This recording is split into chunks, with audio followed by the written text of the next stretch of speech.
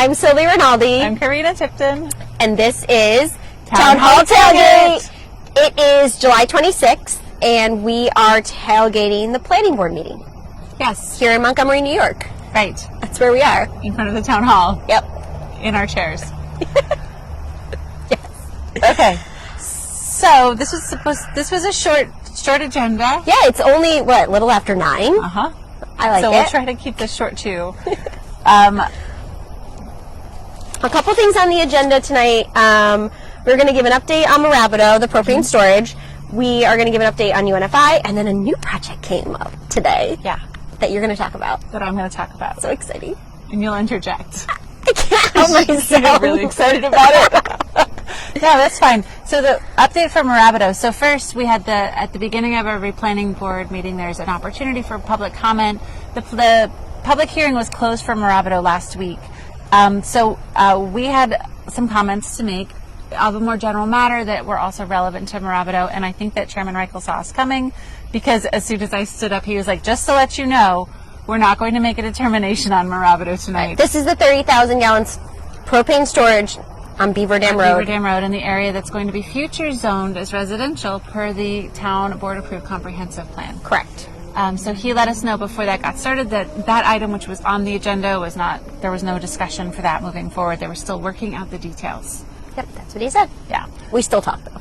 We did. So the comment that I had was really relevant to a larger issue, which is the comprehensive plan dictates changes that the town must incorporate in their land use and planning policies. At the same time, the planning board has been operating in accordance with current zoning laws. And the town board has not yet updated the zoning laws to match the comprehensive plan. So basically, what I said to the planning board is that they're in a really tough spot. The Comprehensive Plan Committee and the town board have left them in a tough spot. And I read out a part of the SECRA law, which is the State Environmental Quality Review Act. I'm trying to be really good about acronyms. SECRA governs the planning board process. And what I outlined was one of the criteria for determining whether or not a project was environmentally significant. And that criteria is something that would be environmentally significant is something that would be the creation of a material conflict with a community's current plans or goals as officially approved or adopted. And I asked the planning board to think about that, because that doesn't refer to the zoning law. They've always said we have to act in accordance with the current zoning law. SECRA specifically says current plans or goals as officially adopted. The comprehensive plan is a plan. A plan that includes goals that was formally approved and adopted by the town board of Montgomery. So I asked the planning board to work with the town board so they could have tools to bridge this gap. Right. Because right now they're in this no man's land, right? Where they are being asked to do one thing by applicants, and they are being, there's another standard that they could be holding their projects and their applicants to. Yep. And Sylvie, you followed up. Yeah, so this is actually, the Mirabito propane storage is one of, I think, 3 projects that are currently in front of the planning board. The other one being the last planning board's hydrovac plan, as well as the parking lot that RDM proposed. I'm not going to go into detail on those tonight, but the reason I bring them up is because those projects, which are currently in process in front of the planning board, are in conflict with our comprehensive plan. And how the planning board decides on whatever project first, probably Mirabito is going to be ready for a vote first, is going to set a precedent for all future projects that are in this time period where we have a comprehensive plan that's passed and adopted, but the zoning laws are in process to be updated along with it. And I think that, and my point to the board is, if they approve a use that is what the current zoning is, not what the future zoning is going to be, it's going to create an incentive for landowners to submit site plans before the zoning laws change. It's going to create a race to the bottom, right? We're now actually, the intent of the comprehensive plan was not to create a race of site plans for original zoning. I feel very uncomfortable about them approving any site plan that is going to be in conflict with the comprehensive plan that's still, just waiting for the zoning process to pan out. Right. So I told them this was uncharted territory. I challenged them to be smarter, more savvy, and get some clear direction from the town board and what they should do in these situations. So one option that's out there that I'm going to bring up, I'm going to bring this whole issue up on next Thursday's town board meeting during the public comment period, is the town board needs to give public, clear commentary and direction to the planning board as to what to do with site plans that are proposed that are in conflict with the comprehensive plan. There are legal aspects they can take. They can, give them the green light to do it, to approve, which I would not agree with, because that, again, creates incentive to the bottom. Or they could do something like a moratorium on properties that are up to be rezoned. Right. It's an option that's out there. They really need to think really hard about this. So that's more to come on that. Yeah. Okay. It's an important conversation. Yep. Yeah. The next thing that they had on the agenda was the expansion of UNFI, which is the on the corner of Neelytown and Beaver Dam. They have been in process for a while and for the site plans, but they're on hold right now because they have some problems with compliance. The company has the trucks that are lining up on Neelytown Road in the evening, but they also have some other issues that they're in violation with their original plans. Right. They have reverse beeping on their yard jockeys. Yard jockeys. Yard jockeys. Yeah, the yard jockeys are the ones that pull the trailers around after they get dropped off by the road drivers. Right, and those are not supposed to have beepers. They're just supposed to have light indicators. That was part of their original plans to reduce noise. And they also should not have their refrigerated trucks in the back of their property. Is it at night or just in general?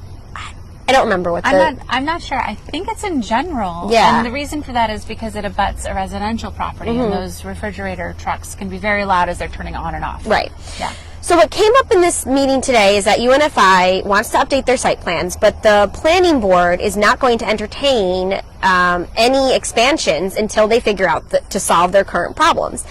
But when I was sitting there, I just, we've said this over and over, this seems to be an enforcement issue, and the planning board is using the dangling future site plans out as like the incentive to comply with the original codes. Right. And I don't think the planning board should have to do that, number one. And number two, it's going to be a long time, even if they get the site plans approved, that are going to solve their problems because they would have to build more parking to do this. And like the beepers with the yard jockeys, why can't you fix that now? Why do you have to wait?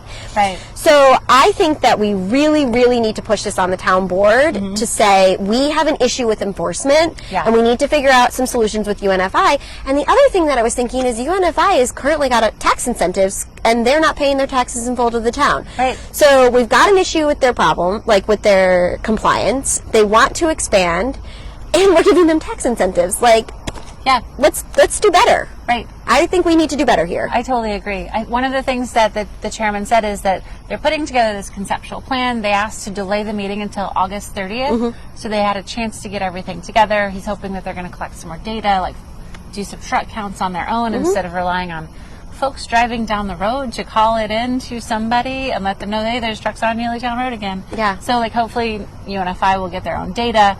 But at the end of the day, this place was built almost 10 years ago, and they have been in violation for a significant portion of their operating time. Yeah. And so if we don't have this enforcement like we're talking about, if they didn't decide to come in front of the planning board, nobody would have done a thing about it. Right. Squat, absolutely. bum kiss. They would have just continued to Just act. done what they've been doing, which is nothing. Yeah, of their finding statement, which is a legal document that dictates how they should be operating. Right. And they're just in violation of that legal document. Yeah. And I don't know whose job it is to enforce that. It's the town's job.